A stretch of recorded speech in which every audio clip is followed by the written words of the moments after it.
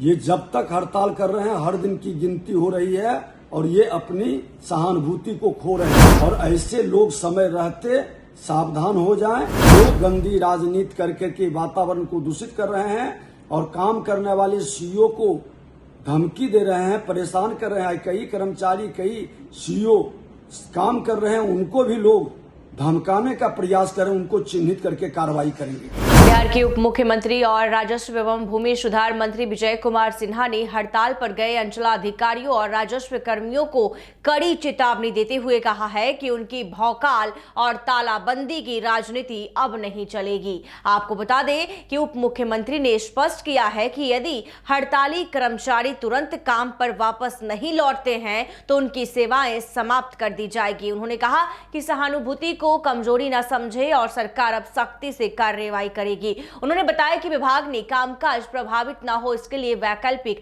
व्यवस्था कर ली है, जिसमें पंचायत सचिवों और अन्य विभागों के कर्मियों की मदद ली जाएगी। विजय सिन्हा ने आरोप लगाया कि इस हड़ताल के पीछे भू माफिया का हाथ हो सकता है, जो विभाग में हो रहे डिजिटल सुधारों और पारदर्शिता को रोकना चाहते हैं। उन्होंने दोहराया कि सरकार भ्रष्टाचार के खिलाफ जीरो टॉलरेंस की नीति अपना रही है और जनता को परेशान करने वाले अधिकारियों को सीधे जेल भेजा जाएगा। आगे क्या कुछ कह रहे हैं उप मुख्यमंत्री और भूमि सुधार के राजस्व एवं भूमि सुधार मंत्री विजय कुमार सिन्हा, उनकी बातों को सुनिए। लोग भ्रम में न रहें। कल भी एनडीए की सरकार थी, आज भी एनडीए की सरकार है, कल भी एनडीए की सरकार रहेगी। लोग जो वर्गलाने का खेल खेले हैं कर्मचारी और आरओ सीईओ को कि परिवर्तन होगा, मुक्ति मिल जाएगा, ये संभव नहीं।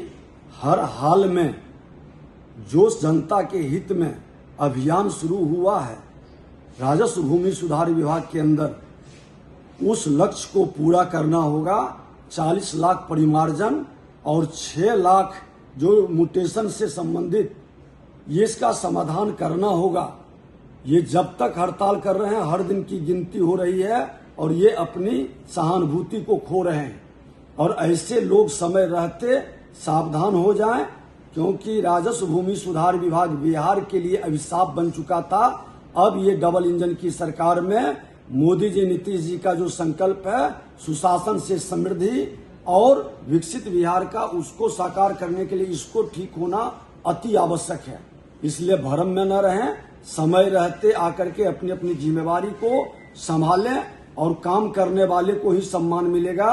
जो गंदी राजनीति करके के वातावरण को दूषित कर रहे हैं और काम करने वाले सीईओ को धमकी दे रहे हैं, परेशान कर रहे हैं। कई कर्मचारी, कई सीईओ काम कर रहे हैं, उनको भी लोग धमकाने का प्रयास करें, उनको चिन्हित करके कार्रवाई करेंगे। तो आपने सुना कि साफ तौर पर उन्होंने अंचलाधिकारियों को जो है कड़ी चेतावनी देते हुए कहा है कि जल्द से जल्द हड़ताल से वापस लौटे, वरना उनका सेवा जो है वो समाप्त कर दिया जाएगा। ऐसे ही तमाम खबरों के लिए देखते रहिए NBC 24। धन्यवाद।